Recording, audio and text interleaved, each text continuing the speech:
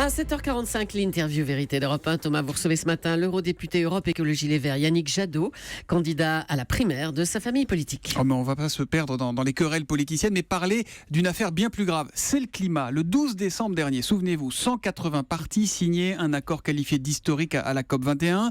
Presque 9 mois plus tard, seuls 23 pays ont ratifié cet accord. 23 pays représentant à peine plus d'1% des émissions de gaz à effet de serre. Bonjour Yannick Jadot. Bonjour. Alors la COP21 était-elle finalement qu'un joli succès politique, un succès de la diplomatie française et rien d'autre ?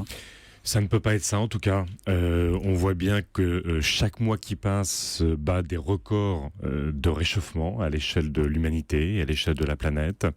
On voit toutes les catastrophes liées au climat aux États-Unis, que ce soit en Californie ou les inondations en Louisiane. On l'a vu, on le voit partout sur le globe. Donc au fond, c'est pas une option la lutte contre le dérèglement climatique, c'est une nécessité absolue.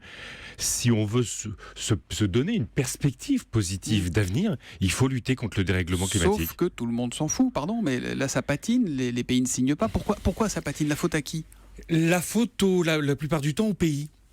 Parce qu'au fond, ce qu'on voit, c'est que ces dernières années, les citoyennes et les citoyens ont profondément évolué sur ces questions-là, à la fois dans leur comportement individuel, parfois dans leur engagement associatif, militant, ou en allant vers les énergies renouvelables, en installant des panneaux sur leur toit. Les villes sont devenus un vecteur extraordinaire de lutte contre le dérèglement climatique. Regardez d'une certaine façon l'une des grandes spécificités d'Anne Hidalgo à Paris, c'est d'être écolo et d'avoir pris un leadership au niveau international sur le climat. Et puis, il y a une extraordinaire révolution énergétique. Aujourd'hui, plus de la moitié des investissements dans le monde en production d'électricité sont des énergies renouvelables.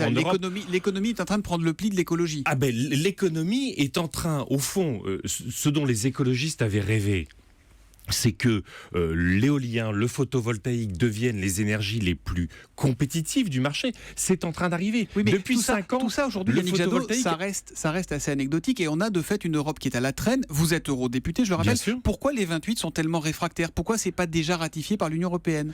Mais c'est pas ratifié parce que vous avez un pays comme la Pologne qui est à la limite du climato-scepticisme, qui veut absolument garder son charbon. Donc tout effort dans les économies d'énergie, tout effort dans les énergies renouvelables. On pourra bien mettre un panneau solaire sur un toit dans Paris. Si la Pologne continue à chauffer son charbon, on garde les problèmes intacts. On garde les problèmes intacts, mais vous savez, il n'y a pas que la Pologne. Regardez la France. La France, pays hôte de la COP21, a été un des pays qui a le plus réduit ses investissements dans les énergies renouvelables en 2015. Réduction par 2, du fait notamment de son obsession nucléaire.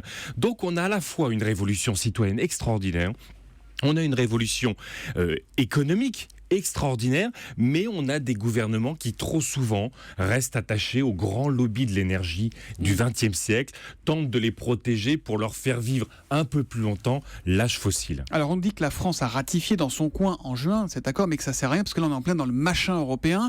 Il faut une ratification des 28 pour que notre ratification à nous soit prise en compte. Est-ce qu'on doit pas prendre des mesures unilatérales, y aller tout seul ? Pourquoi attendre ? Pourquoi attendre toujours ? Ce que dit la COP21, c'est il faut aller vers un dérèglement climatique qui ne soit pas supérieur à 1,5 ou un peu plus d'1,5.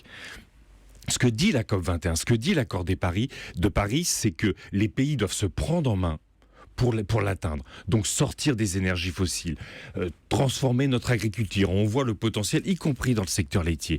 Mettre en place, vous savez, la lutte contre le dérèglement climatique, en plus, c'est aussi une lutte contre le dérèglement démocratique. Quand vous mettez des PME dans la rénovation du bâtiment, des artisans, des travailleurs, des ingénieurs, des architectes du bâtiment, plein de PME, des énergies renouvelables. Vous mettez de l'activité dans des territoires qui sont en train de se désertifier, vous mettez des emplois, donc vous mettez des services publics, donc vous avez de la culture, donc vous avez de la démocratie. Mais malheureusement, trop d'États, encore une fois, sont accrochés au XXe siècle, n'arrivent pas à faire ce basculement qui est en train de se réaliser un peu partout, qui libère des énergies extraordinaires, qui créent un projet de société, parce qu'au fond, se réconcilier avec son avenir, c'est faire communauté ensemble. Malheureusement, encore une fois, il y a trop de conservatisme. À Bercy, ce ne sont pas les syndicats d'énergie renouvelable qui sont reçus. C'est toujours Total, EDF, Feu Areva ou GDF Suez. Yannick Jadot, qu'est-ce que vous faites, vous ? Parce que l'écologie politique en France, celle que vous représentez avec les Verts, n'a jamais été aussi faible. Votre énergie, on a l'impression que vous la dépensez dans vos querelles d'épicerie. Et du coup, le climat, on va l'oublier dans la campagne. On a l'impression que ce n'est pas du tout un sujet. On parle légitimement de terrorisme, on parle économie, machin. Le climat, personne ne l'aborde. Écoutez, moi, par exemple, pendant la canicule, je n'ai pas parlé des tenues de bain, j'ai parlé du dérèglement climatique. Au Parlement européen, il y a quelques semaines, j'ai largement contribué à ce qu'on interdise le chalutage dans les grands fonds marins qui sont extrêmement destructeurs. Et ça, en lien avec les associations et l'extraordinaire mobilisation de Bloom. Au Parlement européen, on a fait une mobilisation assez extraordinaire contre le traité transatlantique. Vous voyez bien que ce projet est en train de capoter parce qu'il est aussi complètement contradictoire avec la lutte contre le dérèglement climatique. Donc non, on fait le boulot. Peut-être que régulièrement, on ne donne pas une belle image de notre mouvement, mais moi, c'est ça mon projet. Au fond, dans cette primaire et pour la campagne, c'est de réconcilier les électeurs avec l'écologie politique parce que c'est un bel et beau projet pour ce pays. Yannick Jadot, qui, rappelons-le, est donc candidat à la primaire chez Europe Écologie Les Verts. Merci et bonne journée à vous.